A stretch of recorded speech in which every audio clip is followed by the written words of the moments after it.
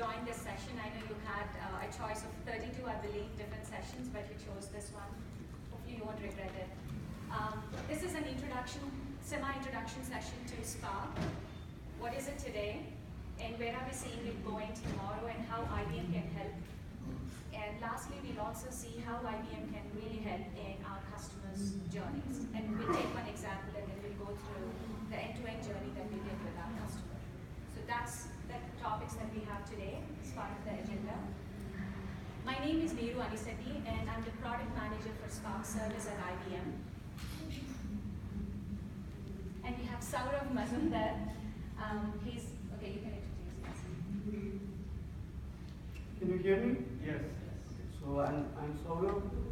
I'm from the Analytics Stampede group of IBM, and we essentially also help all our customers to make their Spark or any big data related journey successful. So that's where we come from and where we are. And today we will be seeing this in the next about 35 minutes or so.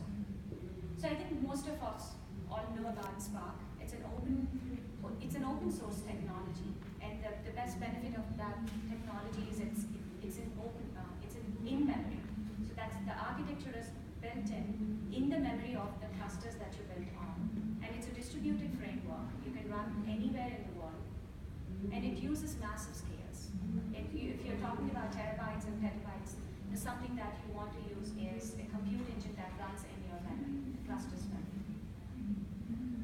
And as with any other engines that we have, Spark is an engine, but that needs a lot of other tools and components so that it can work to its fullest extent. So what do we have today? What is the Spark that we all talk about in the last 2 days that we heard? Every keynote and every session that we go to, it's all about big data analytics, and definitely the Spark comes in. So if you really see the Spark code, what it is it's a compute engine. It's a generalized compute engine that we see that does the operations and scheduling and basic input and output tasks. And for that Spark core, what you have is fundamentally the 4 different pillars that you have. Spark SQL, where if you go into the open source Apache, the Spark SQL has the most number of contributions. That's the fastest growth that's happening in that vertical. And you have the Spark streaming, where we are getting into the near real-time streaming with micro-batching. And we have machine learning libraries with all kinds of statistical tools and algorithms are coming into the Spark, that vertical. And lastly, the graphics, where there is a graphic framework that you can apply. I think what's interesting on that slide is not what's above, but what's below. So many other companies outside IBM definitely has a lot of tools, database tools, or data sources that are all now enabled to be used by Spark Core. And you also have the other clouds and the other cloud apps, applications running on cloud, and on-prem data sources that are able to connect to the Spark Core and let the computing happen on their own. So that's the most interesting piece that we have on the data sources. And this is not a new technology. I think most of you already know Spark is not bringing anything really revolutionary. In fact, it's an evolution process that happened after the MapReduce has existed, right? If you see the first row that we have here, that's the older way of doing things, not even older. Right now, I think many of these companies are using MapReduce, and that's how that process happens. You read the data, you start iterating, you run your subqueries, and you send the data back into the data disk, any storage. And for the next subquery that you're running, where clause or where in clause, you pull that data back from the disk, and then you rerun your iteration, read and write. So that is exactly where the latencies happen, the network latencies happen. So this is where the Spark comes in. Because it runs everything in memory and lack of read and write into the disk and reducing the network latencies, if Spark is running on local storage, then that's the benefit that we see between 20 to 100x network efficiency. Question. Okay, we are running Hadoop cluster. For example, we have 128 gigabytes of physical memory per node, and that has 40 terabytes per data node. With the replication factor of 3, let's say it's only 12 to 13 terabytes of usable data. So even if we go from 128 to 256, still the memory to the data that it has to serve is 1:30. So when people say Spark is in memory, if one user loads the data, again it is the bottleneck is I/O. It has to load from the HDFS. So if another user is not using the same data, then that has to be flushed out of memory, and again it has to do the I/O. So when you say in memory, how can it be in memory when multiple users are using the same cluster? That's a very interesting question, and I believe many of the people here, and also we hear the same question from many of the other customers. So probably we'll just connect offline, and I would like to really address this question after that. So after the Thank you. session. Thank you. Yeah, to just give you the flavor of the result that we would be answering is, you're right, it's many people would be using, but that's covered with a tenant. So each tenant is different, and the way you use the executive memory and the driver memory are very different. And I think Saurabh built many of our applications using that executive memory and the driver memory within the cache, and then maybe he can definitely explain you at length. Okay. So again, going back to your point, why are we looking at the Spark today? So going back to the point, because it uses the in-memory architecture and it reduces the latencies that would be caused by the network, there is definitely a 20 to 100. Depends on the program or the algorithm that you're running. That's why it's a wide range, 5 times the range, fast to run the common tasks that you have. And it's highly productive because the language is a high-level language, programming language. Scala, Python, R, and Java, any of these languages can be used for running these programs. And the length of the code, the number of lines are also greatly reduced because it's a high-level program. You have built-in libraries that you can use. And not only that, it leverages the existing, I think most of the Fortune 100 or 500 companies that you see today, they have already invested heavily into Hadoop systems or Hadoop-like systems.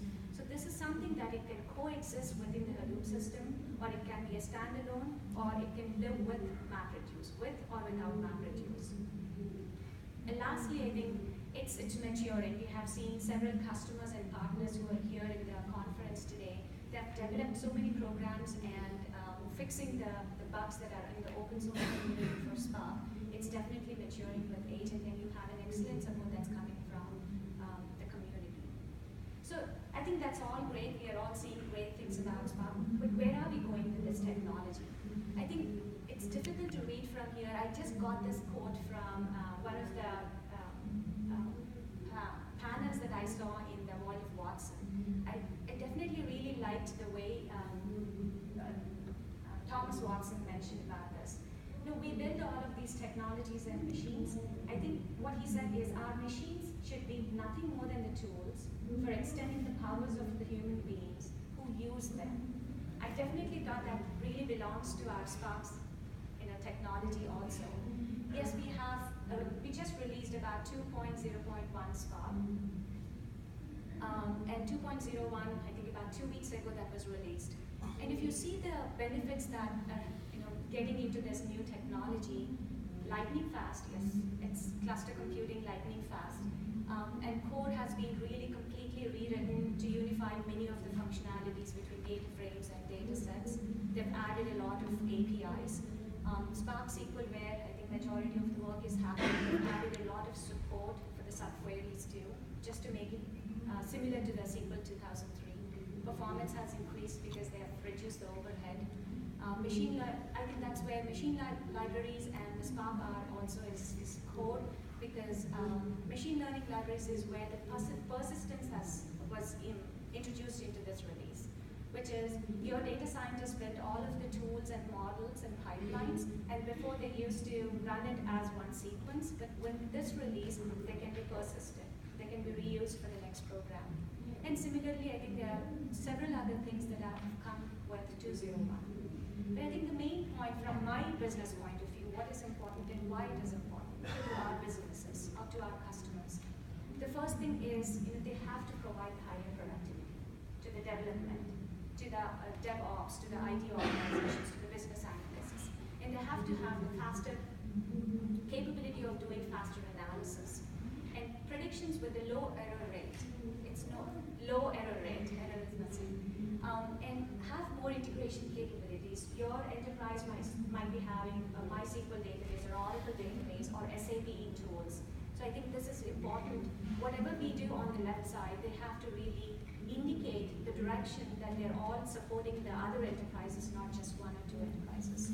And standardize the technology. Just like in open source W3 consortium, we have other open source technologies and consortiums. So that's where it's important. I think IBM is really doing the heavyweight work where they can have the standardization of the new technologies that are coming out. And definitely having the open source community help is very important. So what is IBM doing? So that's what we want for the future of the Spark. And what IBM has done was, I think you must have seen this slide a couple of times, at least in the past few presentations. This is the data platform, the Watson data platform, where we have taken the Spark as the fundamental analytics operating system. That's the component that's going to drive everything upwards. So if you see any of the data sources on the leftmost side, they would be passing on to the paradigm where the real computing happens. So you ingest the code, and once you ingest, you analyze with any of the machine learning and model development. You analyze, and then you persist the code, and then you do the iteration around. And all of this happens around the governance and the security that you have around all of that, the light blue box that you see. And once you deploy the code, there are three ways of using that common data pipeline on the projects. You can either search for them. Let's say you're in the vertical industry, trucking industry, sales, supply chain management industry, or in a mining industry. You can search for them, share the models that you built, and collaborate with the rest of the data scientists from other industry verticals. So that's something that we want to give back to the community from IBM. And who are going to use these projects? The four personas. It's not just meant for the data scientists. It started off with the data scientist about 3-4 years ago. But now it has percolated to data engineers and business analysts or IT analysts and application developers. I think that's the big shift that has happened in the last, I would say, about 2 to 2.5 years. So this is something that IBM has been doing, and in addition to that, it also is adding this ecosystem. So IBM is not only working with the open standards committees, it went into the community accepted tools, processes, platforms, and we have integrated them, our tools and platforms, with the community accepted platforms. And then lastly, we are also working with trusted partners to make sure that any customer or any engineer or any data scientist who comes and wants to use the Spark as a service or Spark as a standalone, they would be really using the standardized version of the Spark. So that's important to see the faster adhering to the standards for sharing and collaboration. So that's where really IBM is taking us into the future. And looking at several use cases that we have for Spark, the first one is about interactive query. With the massive volumes of data that we see in the industries today, Spark helps in doing that interactive query. Before it was some command line tool somebody runs, and after about 3 hours you get to see the results. But using Spark, using notebooks, you have all of that running in front of our eyes and visualizing the data right there. So that is something that the biggest benefit of having Spark. And large scale batch, this is exactly what Hadoop does today. And that's what Spark also can do. ETL processing, night batch time, and large processing. And complex analytics. Everyone wants the right now. I don't want to have descriptive analytics anymore. I want to know what's now and predict what's happening, and not only predict, prescribe what I should be doing, what parameters I need to be tuning out. So that's the analytics mostly in the healthcare industry or in any of the software industry that we have, any of the Stanford, I think, running something, and definitely SETI is also running on the complex analytics. Event processing, again, is retail, e-commerce businesses. They would all want to see how are these weblogs really showing the errors and where the errors happening, and whom do I call and who should be alerted to make sure that these will stop. And model building for definitely for the data scientists, for the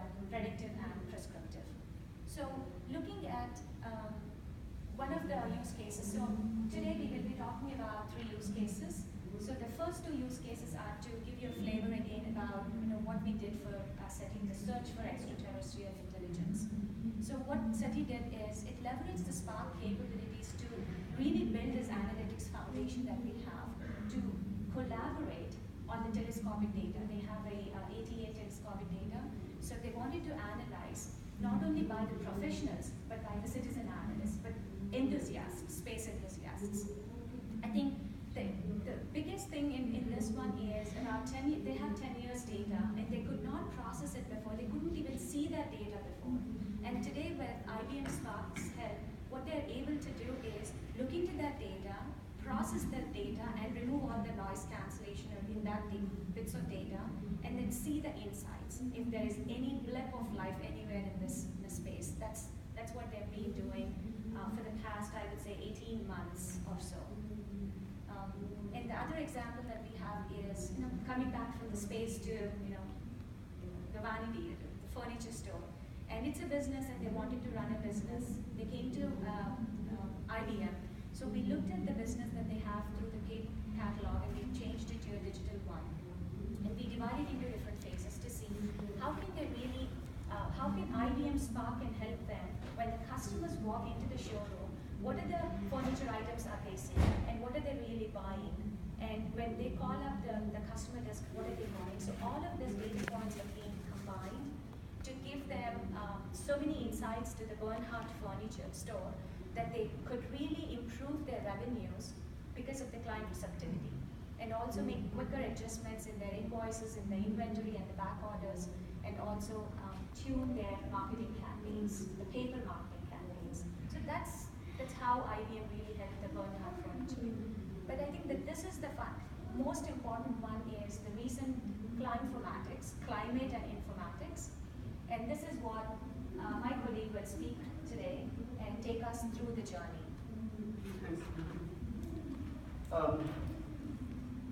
So, Climformatics is a startup, and they just, I think, they're in the process of getting their final funding, and they built their entire MVP, the minimum viable product, using our Spark as a service offering from IBM. And one of the reasons also we picked this particular use case because probably this is the thing, the climate, whether it impacts all of us, right? Even at the personal level or at the business level. So this is a very interesting use of Spark. So before I get into the details, one quick question. What is the number of days ahead you can get a prediction for weather? Maximum number of days. Can you get it for say 6 months down the line, 3 months down the line, 10 months down the line? What is the maximum number time?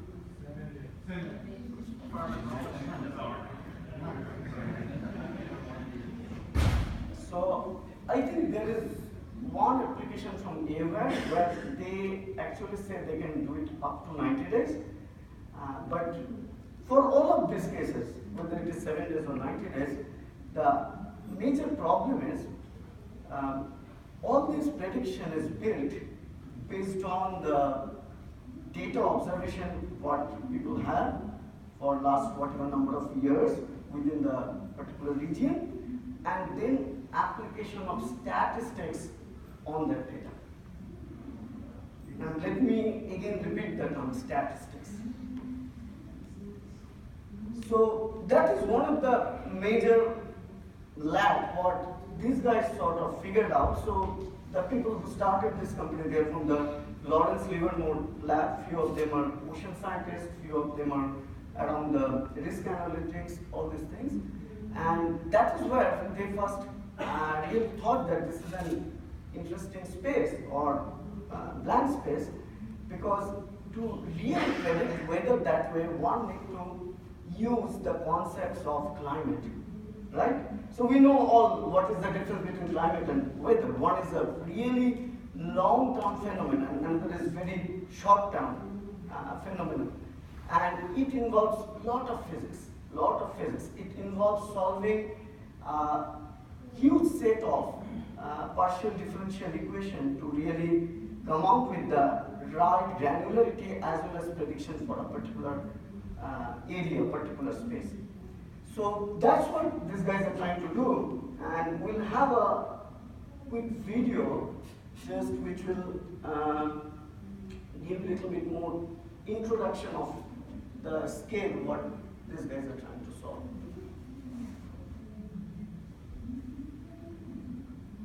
It is estimated that since 1980, over 170 climate-related disasters in the United States surpassed $1 trillion in losses. Climate risk has arrived. Are you prepared? What if you could get customized climate forecast for your business, at your location, at your desired timescale? Earth's climate is a complex system of many components, such as atmosphere, oceans, cryosphere, and biosphere, which interact and change in a wide range of timescales. Solar radiation impacts us daily. Atmosphere, the fastest changing component, controls weather elements such as wind, precipitation, and clouds on a weekly basis. The more inert oceans affect the climate with phenomena such as El Niño on seasonal to interannual timescales. At least one new volcano erupts every century, and the large continental ice sheets and glaciers undergo changes over millennia. Earth's climate dynamics are modeled using a complex system of differential equations.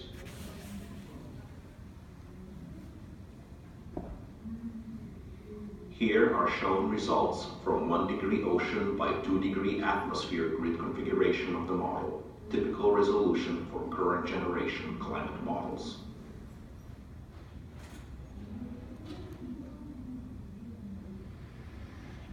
At this resolution, smaller than grid-sized features like storm systems or ocean eddies and their effects on the energy balance are parameterized in the model.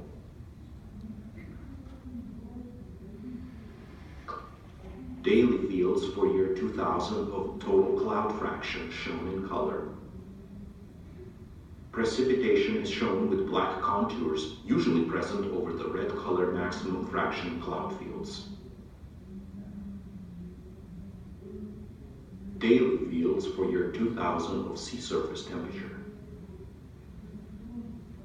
The black arrows indicate wind streamlines, which demonstrate large-scale atmospheric circulation.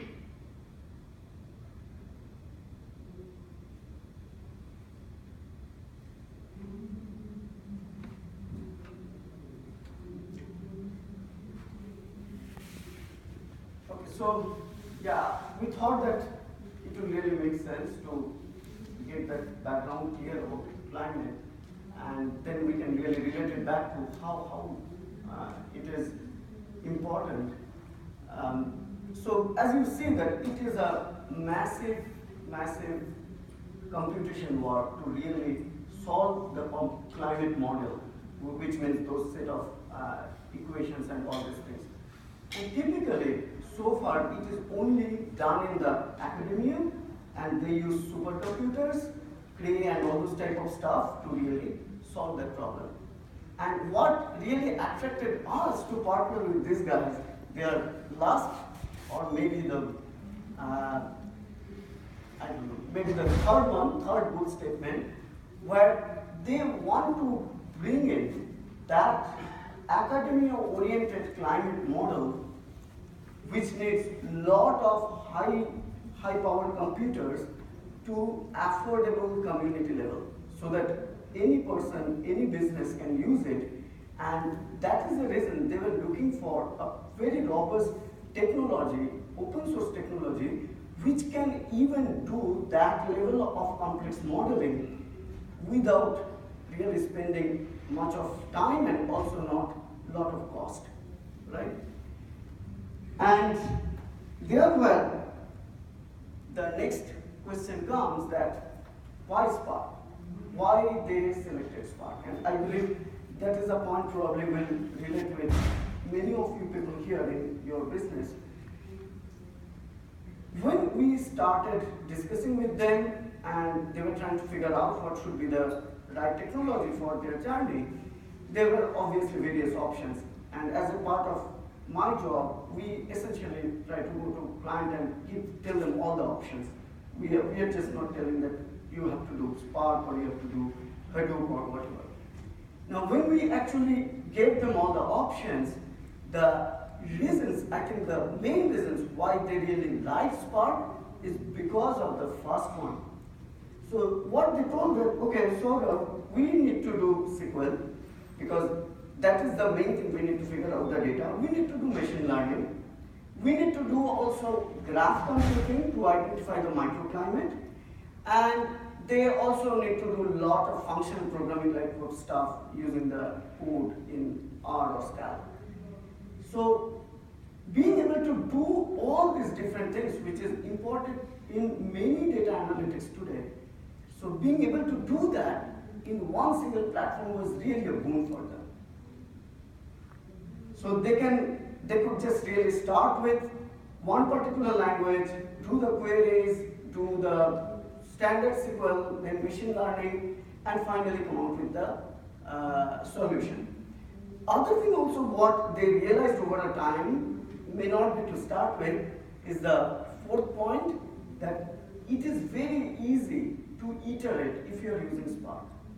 And obviously, you know, when you are trying to create a data product and inside, it is never that you go to the whiteboard or write it in a paper every single step, that okay, it will happen this way and you are done, now go and implement it. Does it ever happen that way? No. So that is also an immense benefit. They told us later on what they figured out for using the Spark, because they could iterate so easily. Like they started with 2 or 3 data sets, then they figured out they need more data sets.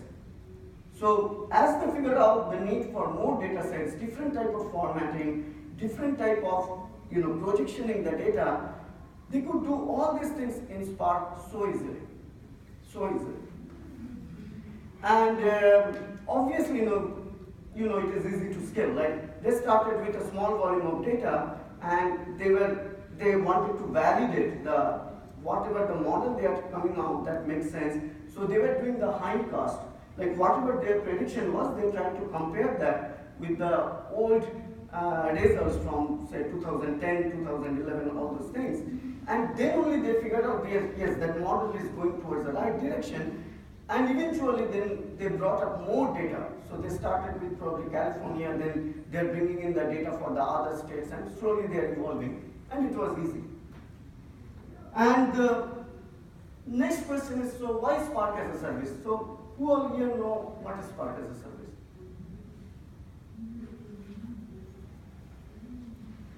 Okay, so the Spark as a service is a really interesting cloud-based tool where you can, anytime, maybe right now, you can just go and just quickly do your data exploration or model building over the cloud. Just go and get an account in the Bluemix, create an instance of a Spark as a service, and you can just start rolling with your data analytics. And that's what they also did. They just tried with our, that is the community version, whichever is available. And they are slowly moving towards a bigger thing. But the question is, why Spark as a service? Again, as we go as an advisor to our clients and partners, we always try to tell our clients that, okay, these are the various options, these are the pros and these are the cons. And the reason, I believe, apart from these reasons, the key reasons why they want to go ahead with Spark as a service is the ecosystem what you get around the Spark as a service in Bluemix. So you can never build a solution in isolation, right? Just using Spark or Hadoop. You need a lot of other stuff to make some end-to-end use case, right? So in their case, they need to use Spark, they have to use Hadoop, they need to use some other data store. They also need to create or expose the result through a Java-based web portal. So it was very easy for them to go to Bluemix and then stitch all these different products together to make their solution, having the heart of that solution as Spark as a service.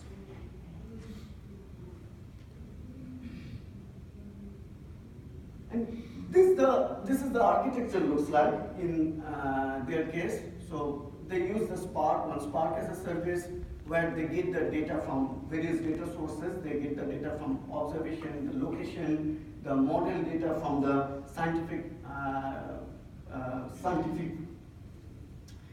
groups. I mean, there are the scientific communities they actually publish all the different data around the climate. And then they do all the different type of things like scientific format transformation. Like there is a format called NetCDF, which is used only by the scientific community, and you need to first convert it properly to really run the SQL on that. Then climate data analysis they do on the Spark, climate prediction, all this stuff. And at the back end, they actually push the data back to Hadoop or object store intermediately. So object store is another offering, you get it in Bluemix. You also get Hadoop as an offering in the Bluemix. And there they eventually store the model and the data as a temporary basis or permanent basis. And then eventually they expose the result through the web portal, which when they started, it was like, okay, there should be a way to push the data from Spark to MySQL and then do it through the exposing through the Java web portal. But now we have so many other offerings in the Bluemix. Like we also have something called Eclair.js, using which you can directly show the data from Spark to a web portal. So those are the various type of things which really help them to integrate the overall solution so that they could come out with their MVP, I think, pretty fast within maybe 4 to 5 months time frame. And remember, they're startup. They don't have money. They don't have time, right? So they used our solution to really do the data exploration and the small scale and build out the model, and they're ready with their first set of tool. And what the tool essentially does, get all this data from the global climate models, climate big data, all this various type of stuff, and then eventually show it to the end user. And they also have the APIs which can be used by the business if business want to integrate it differently. So now we have another very short video which just gives a quick demo of their product. Climate-Formatics demo. Climate-Formatics has created an algorithm that incorporates IPCC-approved climate models and historical weather data to be able to better predict climate from 1 month to 30 years in the future. This demo showcases a temporary landing page that will illustrate how the Climate-Formatics climate prediction algorithm would have better predicted temperatures from the years 2011 to 2014 in comparison to existing climate models and the actual observed temperature. This landing page first shows a map in which you can drag the map pointer to the specific location you would like to display temperature data from. You can display this data in degrees Fahrenheit or degrees Celsius. You may also search up the zip code of the region that you would like to see Climate-Formatics data from. This zip code displays data from Livermore, California. Below that, we can select between the years 2011 and 2014. As we scroll down, we see the data from 2011, and we can see maximum and minimum temperature. There are also several points of data that we have access to. Let us first look at what the existing climate models predicted. This is the pink line. Now, we can add the Climate-Formatics prediction to the graph. For maximum temperature, these lines are very different, whereas the minimum temperature are approximately the same. So which model is closer? Now, when we add the actual temperature for Livermore in the year 2011, we see that the Climate-Formatics prediction is much more accurate for maximum temperature and about equally accurate for minimum temperature. In addition, Climate-Formatics provides a prediction maximum. In the next few months, Climate-Formatics will be adding several additional climate variables, such as precipitation and humidity. Okay, so question. Where do you see Spark here? Anything here Spark in this demo? Machine learning is just I'm sorry? machine learning. Yeah, I mean, that's true, but what I wanted to ask is that, are you seeing any Spark code and all these things here? No. Okay. Yeah, that is surely there. So, no, the point is, eventually, they're running all the Spark code on the background using Spark as a service, this web portal is in Java-based web portal what is built, which actually goes and connect to Spark and show the data. So eventually, it is not just Spark; it is the entire ecosystem what matters to build a use case, build a solution, and this is the way you can actually integrate. I mean, Spark has the capability to integrate so many different other surrogated technologies which you need for an end-to-end use case.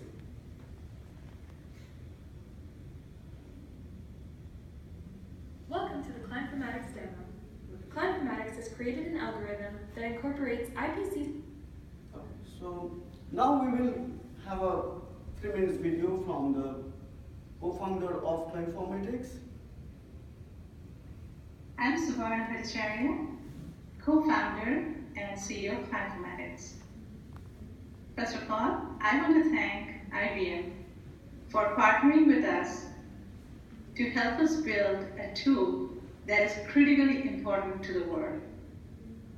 In particular, we have received unflinching support from IBM's Spark technology team. Thank you. Together, we are building a climate physics-based predictive capability using Spark to predict truly local climate months, years, and decades into the future. You've already seen glimpses of our solutions. For our next steps, we're working with other big data industries to fine-tune our predictions and make our predictions available for billions of grid points all around the world. We're also working on bringing climate data analytics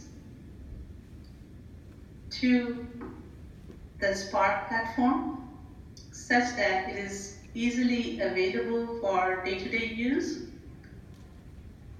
Climate model technology otherwise needs high-performance computing cluster, which is extremely resource intensive. So we want to bring the climate model technology and climate analytics to the low-cost Spark-based cluster computing platform. Yeah, so let me just end this part with the statement that if you guys have not yet tried Spark, please try it out. Spark is a service, and we'll be also more than happy to help you guys to make it a successful and worth journey. Just have a question regarding the Spark as a service. So the IBM Spark as a service will work on the object store offering from software layer directly, or does it have to rely on the HDFS? It can work with both object store as well as What HDFS. I mean is the compute of the data from object store. So I have the HDFS. I can take that question. So today, if you go into Bluemix, you can get 2 versions of the Spark. You can have a pay-go service, a very free service today, and the other one is an enterprise. So the pay-go service that we have, you can have a 1 terabyte or 6 gigabytes of memory on object storage. So anything that you store on the object storage can be computed on Spark because there is no network latency there. Spark is sitting on the same computing clusters as data, so you can get the best results from the first service that we have. And the second service that is on enterprise plan where you have to get your own data storage. But for the time being for your POCs to run, we can provide you about 1 terabyte storage on object storage. So I think we have only a few minutes left and I want to take more questions than showing the slides.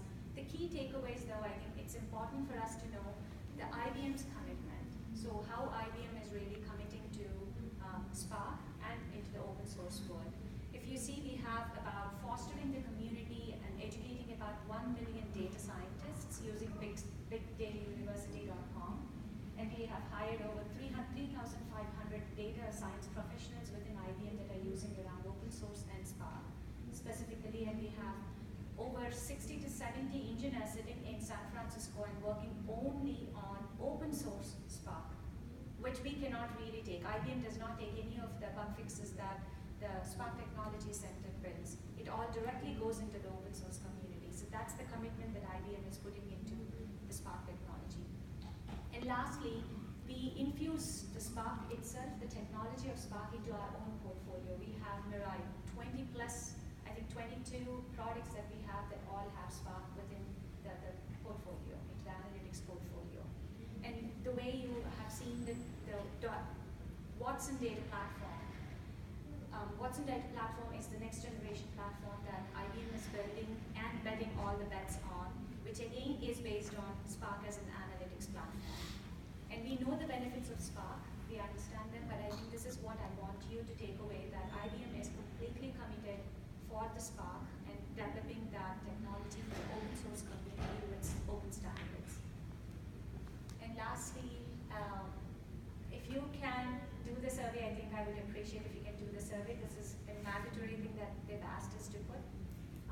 But I'll take any questions meanwhile. We can take the questions.